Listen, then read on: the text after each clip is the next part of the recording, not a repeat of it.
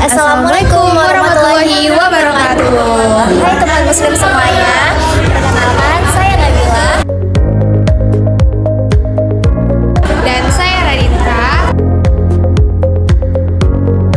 Nah, jadi di podcast kita kali ini kita akan membahas topik tentang apa nih, Radin? Jadi kita akan membahas tentang fikih munakahat dan juga hukum-hukum pernikahan dalam Islam nih Nabila. Menarik sekali bukan? Benar banget. Pastinya sangat penting ya bagi orang-orang yang ingin menikah. Betul, yang Mengetahui tentang hal sudah menikah juga penting. Ya, Jadi bisa iya. belajar. Nah, tapi sebelum kita mulai dengan topik yang penting kali ini, pasti banyak yang belum tahu atau banyak yang belum mengerti apa sih fikih munakahat itu. Jadi bisa dijelaskan sedikit yang Radin ketahui? Oh iya, jadi Nabila, fikih munakahat ini adalah cabang ilmu fikih yang mengatur segala sesuatu yang berkaitan dengan pernikahan dalam Islam, mulai dari persiapan pernikahan, akad nikah, hingga hak dan juga kewajiban suami dan juga istri. Oh begitu, betul banget sih. Nah, ilmu ini juga sangat penting untuk dipahami agar pernikahan kita bisa berjalan sesuai dengan ajaran Islam. Betul. Jadi sekarang mari aja kita mulai pembahasan mengenai apa aja sih syarat dan juga rukun pernikahan dalam Islam ini, Nabila?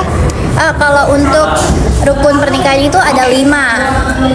Apa aja tuh? Yang pertama itu adalah calon suami, yang kedua adalah calon istri, yang ketiga pastinya wali, yang keempat adalah 2 orang saksi, yang kelima itu adalah ijab dan qabul.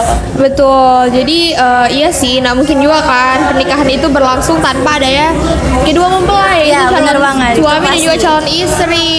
Jadi Nabila jangan lupa juga nih syarat-syarat lain seperti kedewasaan dan persetujuan dari kedua belah pihak. Jangan Ya. sampai nih ada drama nggak direstui atau drama sama ipar-ipar atau keluarga mempelai. Ya kan Pastinya itu kedua kita sangat belah hindari pihak ya. bukan? Iya. Nah, tapi jangan lupa juga nih Radin, ada salah satu elemen yang paling penting dalam pernikahan, yaitu adalah mahar. Iya. Tapi menurut kamu, emangnya seberapa penting sih mahar ini dalam sebuah pernikahan? Iya, tentu saja dong Nabila. Mahar ini tuh sangat amat penting ya bagi kita karena mahar ini merupakan pemberian wajib dari seorang suami kepada istri. Mahar ini bentuk penghargaan serta kesungguhan suami dalam pernikahan. Bentuk dan jumlah bisa disesuaikan dengan kemampuan suami. Jangan sampai nih mahar yang kita minta nih bisa memberatkan calon suami kita. Iya, jadi dan juga- sesuai kemampuan aja ya. Betul, dan untuk para calon suami jangan juga maharnya merendahkan istri. Jangan sampai nih orang tuanya sudah besari dia dengan segala supaya dan juga banyak uang nih yang keluar, banyak materi yang keluar, tapi kamu kasihnya sangat amat kecil, yang Iya. sangat merendahkan dia dan juga keluarganya. Jadi yang intinya tidak memberatkan. Betul. Ya. Jadi setelah menikah juga pastinya suami dan istri memiliki hak dan kewajiban yang saling melengkapi. Nah, jadi menurut kamu nih apa sih yang perlu diperhatikan agar suami dan istri bisa berjalan dengan harmonis dalam rumah tangga tersebut? Iya Nabila, aku sih belum nikah juga ya. Jadi kita kita lihat aja bergambar dari orang-orang sekitar kita bahwasannya komunikasi yang baik dan juga saling menghormati itu sangat penting untuk suami dan istri. Iya, betul. Iya kan, suami adalah pemimpin dalam rumah tangga, tapi dia juga harus mendengarkan dan menghargai istrinya. Begitu juga sebaliknya.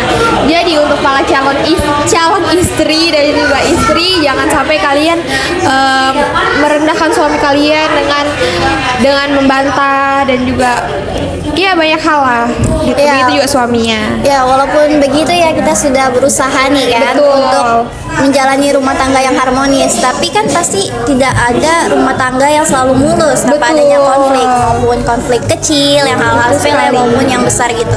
Jadi bagaimana menurut kamu nih Radin, Islam menyarankan kita untuk menyelesaikan konflik ini? Jadi dalam Islam, Nabila, kita diajarkan untuk menyelesaikan konflik dengan kepala dingin dan mencari solusi terbaik tanpa emosi. Selalu ada jalan tengah yang diambil jika kita berkomunikasi dengan baik. Jadi jangan sampai ada KDRT, amit-amit nih ya, nauzubillah, jangan sampai ada lah KDRT atau lain sebagainya. Gitu. Jadi kita komunikasiin aja nih yang baik, ngobrol sama pasangan kita.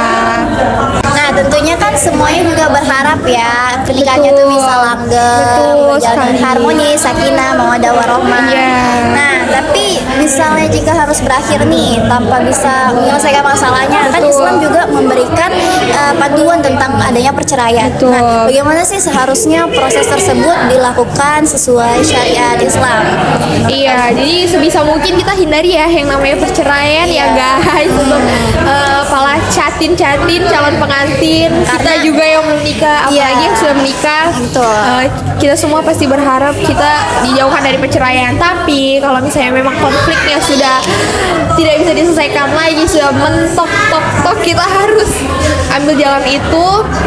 Maka caranya yaitu adalah akhiri dengan baik dan juga sopan. Karena bagaimanapun kita kan berkenalan dengan pasangan kita juga dengan cara yang baik kan. Jadi kita juga harus menyelesaikan dengan cara yang baik. Iya, betul ya. Terus Islam juga memberikan nih syarat-syarat yang ketat untuk memastikan perceraian dilakukan dengan penuh pertimbangan supaya kita bisa berubah pikiran mungkin untuk tidak jadi bercerai gitu. Iya. Omong-omong kan sekarang lagi marak-maraknya ya perceraian selebritis. Betul. Ya itu salah satunya YouTuber. Iya, YTTA. YTTA. Nah, jadi YouTuber ini kan masalah konfliknya itu karena katanya ya suaminya itu dia lebih mendahulukan ibunya dibanding istrinya. Jadi menurut kamu itu betul nggak sih atau emang salah? Iya, jadi berita-berita yang beredar adalah mereka ini bercerai karena adanya konflik antara ibu dan juga menantu ya kan.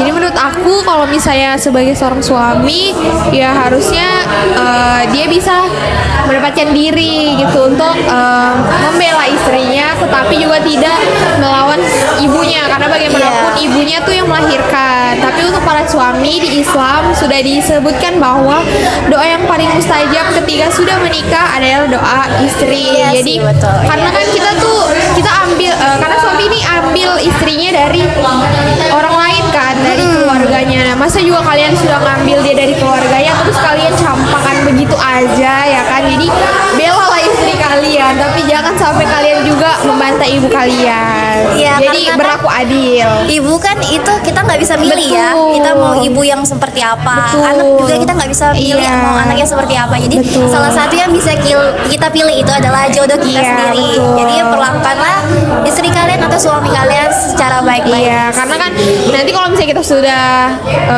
tua, pasti kan yang akan menjaga kita itu pasangan kita kan. Iya, betul. Anak kita akan menikah. Iya, betul. Orang Jadi tua pasti punya kita keluarga juga sendiri. tidak selamanya ada di dunia karena makin hari makin bertambah usia gitu kan. Kita tidak tahu apa yang akan terjadi. Jadi muliakanlah istri kalian para suami. Jadi sebelum menikah nih sangat penting ya untuk mengetahui tentang agama dan fikih-fikih tentang betul hal sekali. Makanya podcast ini kita buat semoga bisa menjadi panduan untuk kita semua agar kita bisa belajar nih Betul. supaya nanti kedepannya kita punya keluarga yang harmonis, sakinah, mawaddah dan juga warahmah. Jadi pada intinya nih, tips apa yang kamu berikan untuk semua para calon-calon yang akan menjalani rumah tangga atau mungkin yang sedang menjalani rumah tangga ini supaya Iya. rumah tangganya harmonis Iya. dan sakinah mawaddah Oh warahmah. iya, aku juga belum menikah ya guys. Tapi kalau boleh kasih saran adalah selalu jaga komunikasi, saling memahami dan mendukung, serta jangan lupa nih untuk para suami dan istri sering-sering berdoa dan juga beribadah bersama. Memperkuat ikatan batin gitu nggak sih? Ya. Jangan lupa juga kalian ngaji bareng ya kan, sholat berjamaah supaya itu bisa menguatkan ikatan batin antara suami dan juga istri kalian. Iya. Oke, jadi sampai sini aja podcast kita. Iya, alhamdulillah ya sahabat muslim, kita sudah sampai di penghujung podcast kali ini. Semoga pembahasan kita tentang fikih munakahat bermanfaat dan bisa menjadi panduan bagi kita semua dalam membangun rumah tangga yang Iya. sakinah, mawaddah, warahmah. Amin. Baiklah, jadi kita akhiri aja. Saya Nabila Della Febrina. Dan saya Radinka. Kami akhiri. Wassalamualaikum warahmatullahi wabarakatuh. Sampai jumpa.